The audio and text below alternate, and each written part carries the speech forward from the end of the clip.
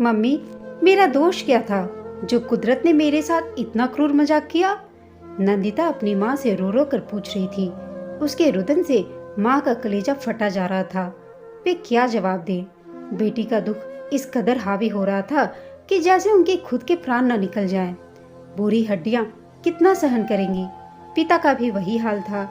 भाई बहन सबकी आंखें गीली थीं। सभी उसे धैर्य बंधा रहे थे, मगर वह थी कि रोना बंद करने का नाम ही नहीं ले रही थी। नंदिता की यह दूसरी शादी थी। पहले से उसे एक लड़की मीना थी।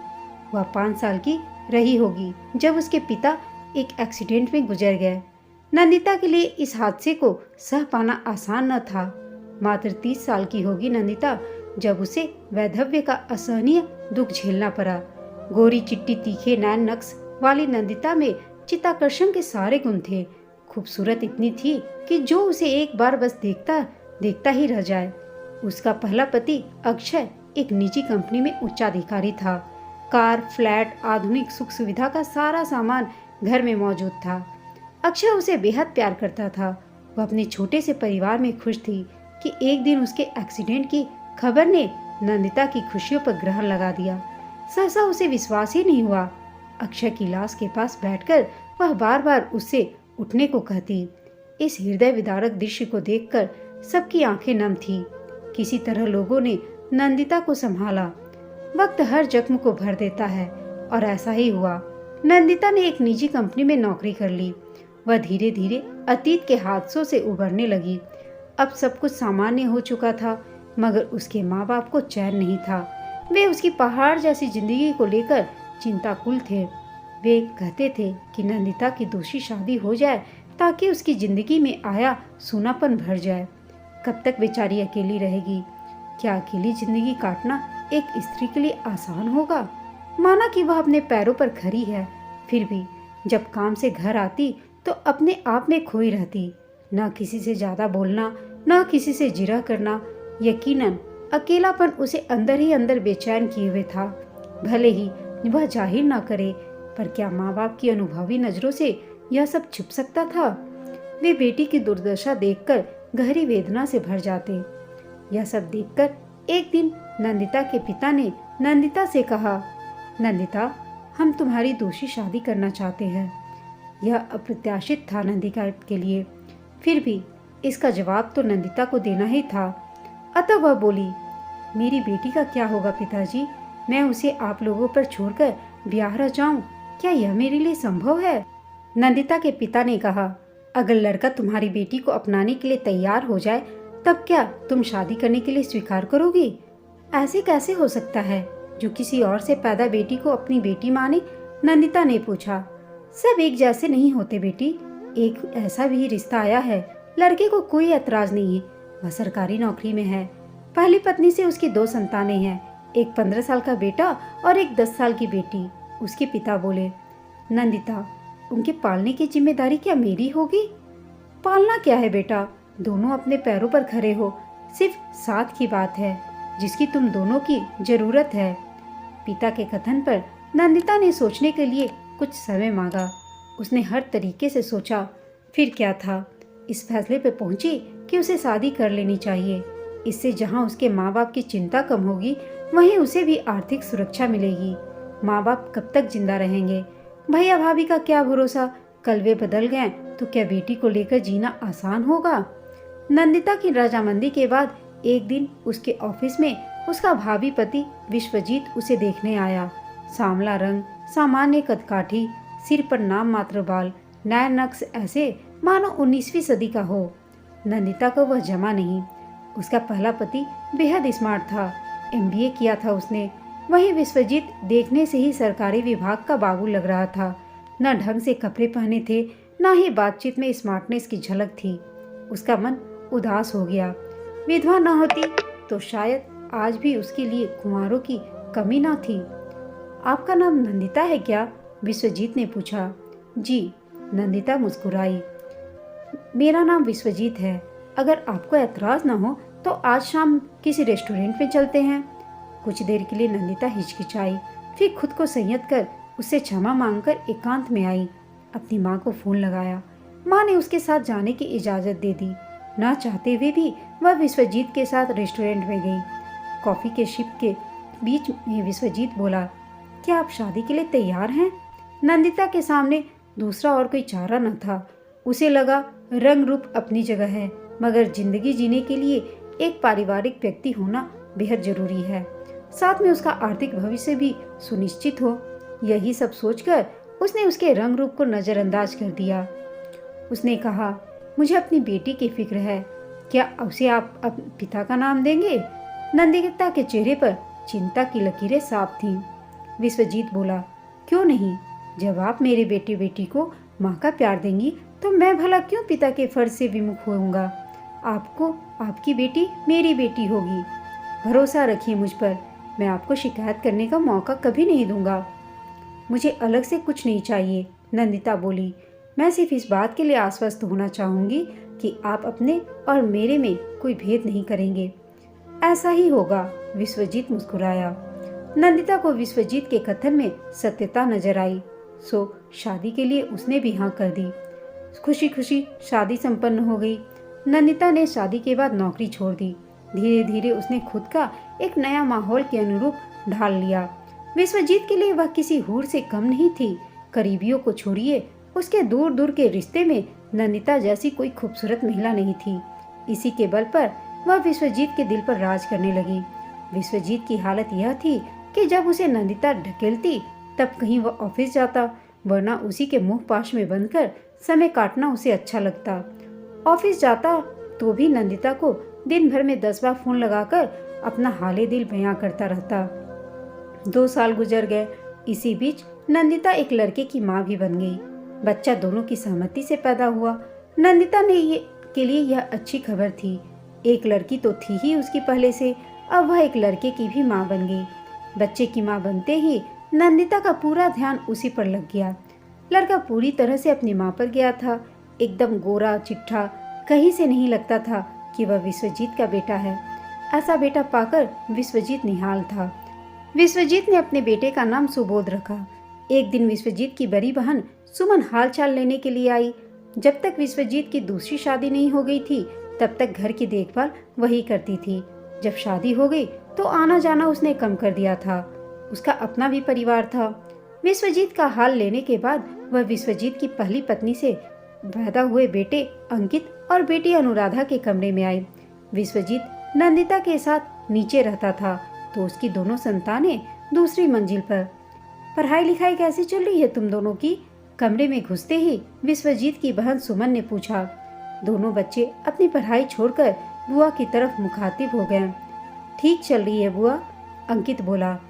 क्या बात है, तुम्हारी आवाज इतनी दबी क्यों है अंकित? सब ठीक तो है? सुमन ने भांप लिया। उसने फिर पूछा, अच्छा अंकित, ये तो बताओ तुम्हारी नई माँ कैसी है? अंकित समझदार था, इसलिए वह कुछ नहीं बोला। वहीं अनुराधा बोल पड़ी, पापा ऊपर बहुत कम आते हैं बुआ, ज्यादातर नीचे नई माँ और बच्चे के साथ रहते हैं। पहले रोज हमारे लिए बाजार से कुछ न कुछ लाते थे, अब सिवा डांटने के उन्हें कुछ नहीं सूझता। हमेशा हर छोटी बड़ी बात पर डांटते हैं। यह सब सुनकर सुमन को बड़ा दुख हुआ। उसने सोचा विश्वजीत को अपने ही बच्चे पराया लगने लगे, लेकिन ऐसा होना तो स्वाभाविक था, मगर इस कदर अपने बच्चों से बेखबर हो जाएगा इसकी कल्पना सुमन ने नहीं की थी। सुमन को विश्वजीत का दोबारा बाप बनना नागवारा गुजरा। जब पहले से ही 2 संतान थी और नंदिता की जोड़ ले तो 3, उस पर भी एक और बेटा लाना कहाँ की समझदारी थी विश्वजीत की। सुमन को विश्वजीत मूर्ख लगा, जो अपनी बीवी के रंग रूप में ऐसा डूबा कि सही गलत का फैसला भी नहीं कर पाया। सुमन पहले से ही उसके इस फैसले से खिन्न थी। एक बार सोचा विश्वजीत से इस संदर्भ में बात करे, उसे दुनियादारी सिखाए, पर फिर अगले ही पल सोचा कि यह उन लोगों का आपसी मामला है, बिना वजह वह बुरा बनेगी। विचार प्रक्रिया बदली तो सोचा उनका आपसी मामला बताकर क्या वह अपनी जिम्मेदारी से नहीं भाग रही है? क्या उसका इस परिवार पर कोई हक नहीं है? सगी बहन है, कोई सौतेली माँ नहीं। जब कोई नहीं था तब तो उसी ने अपने परिवार का खर्च करके विश्वजीत का घर संभाला था। अब उनका आपसी मामला बताकर वह किनारा कैसे कर ले? उसका मन नहीं माना। उसे अंकित और अनुराधा की फिक्र थी, इसलिए विश्वजीत को रास्ते पर लाना जरूरी लगा उसे। विश्वजीत, आजकल तुम अपने बच्चों पर ध्यान नहीं दे रहे हो। वे बेचारे खुद को उपेक्षित महसूस कर रहे हैं। सुमन ने विश्वजीत से पूछा। विश्वजीत ने कहा, अपने बच्चे? क्या क्या कह रही हो दीदी? क्या नंदिता के बच्चे मेरे अपने बच्चे नहीं हैं? सुमन, मैंने यह कब कहा, मगर तुम्हें उन पर भी विशेष ध्यान देना चाहिए क्योंकि वे बिन माँ के हैं। विश्वजीत को सुमन की बात बुरी लगी। सुमन आगे बोली, सुना है तुमने अनुराधा का नाम पहले वाले स्कूल से कटवाकर उसे एक छोटे से स्कूल में डलवा दिया है। दूसरे कमरे में अपने नवजात को दूध पिलाते हुई नंदिता सारी बातें सुन रही थी। एक बार सोचा इसका प्रतिकार करे, मगर भाई बहन का आपसी मामला समझकर वह चुप रही। विश्वजीत बोला, स्कूल इसलिए छुड़वा दिया क्योंकि उसकी फीस बहुत ज्यादा थी। अंकित का पढ़ाई में मन नहीं लग रहा था। ऐसे में बिना वजह महंगे स्कूल में डालने का क्या औचित्य है, इसलिए सस्ते स्कूल में डलवा दिया। सुमन के स्वर में व्यंग का फूट था। तुम उसकी पढ़ाई लिखाई पर ध्यान देते तो वह कमजोर नहीं होती। तुम्हारा सारा ध्यान नंदिता के इर्द गिर्द रहता है। सुमन का कथन विश्वजीत को शूल की तरह चुभ गया। अतः गुस्से में वह बोला, दीदी बेहतर होगा तुम इस पचड़े में ना पड़ो। नंदिता मेरी पत्नी है, मैं उसका ध्यान नहीं रखूंगा तो कौन रखेगा? सुमन बोली, बीवी का ख्याल है, अपने खून का नहीं। सुमन तलक स्वर में बोली, अब मैं तुम्हारे घर कभी नहीं आऊंगी विश्वजीत। अंकित अनुराधा को नहीं पाल सकते तो मेरे यहाँ छोड़ देना, मैं देख लूंगी उन दोनों को। कहकर सुमन वहां से चली गई। विश्वजीत खून का घूंट पीकर रह गया।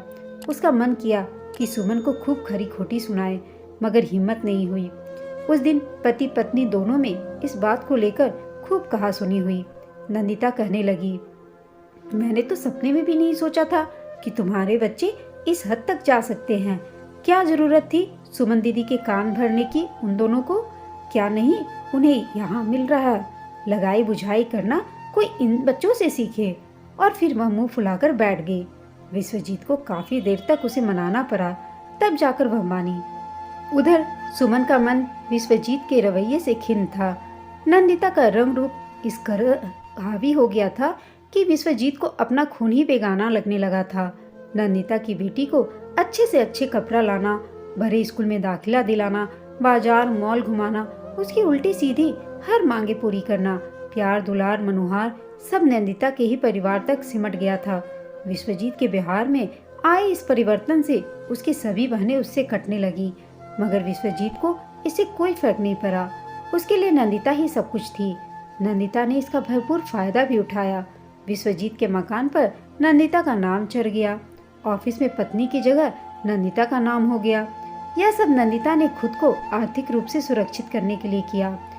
अंकित से कुछ भी न छिपा था। राखी के दिन जब वह सुमन के घर आया तो सारी बातों का खुलासा किया।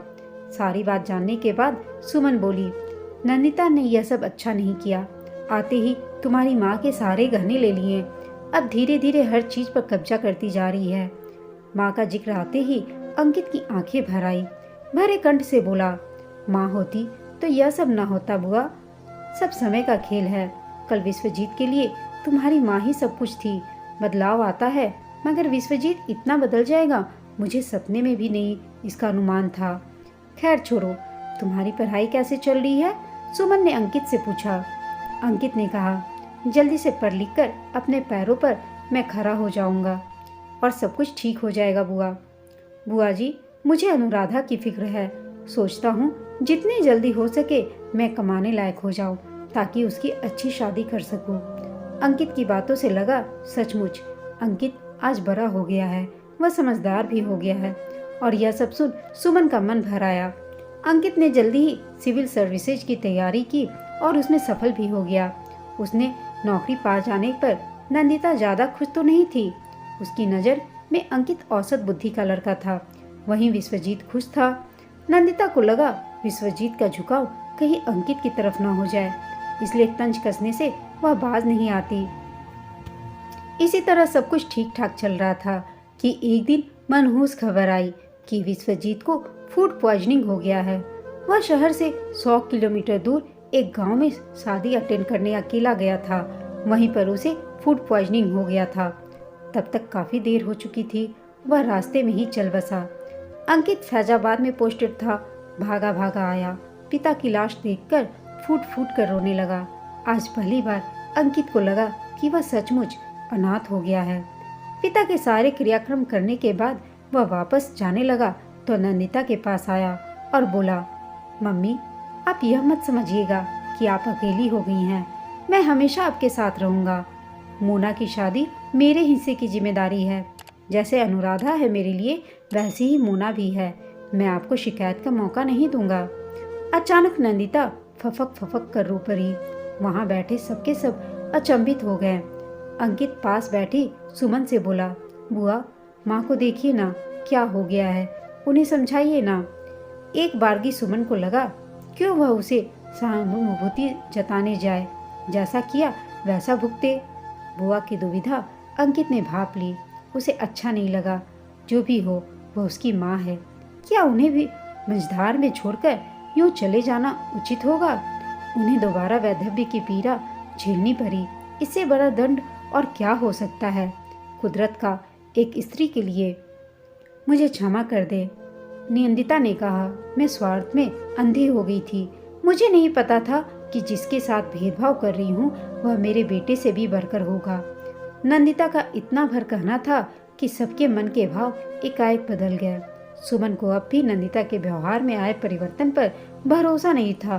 उसे यही लग रहा था कि उसने वक्त की नजाकत समझकर अपना पैतरा बदल लिया है।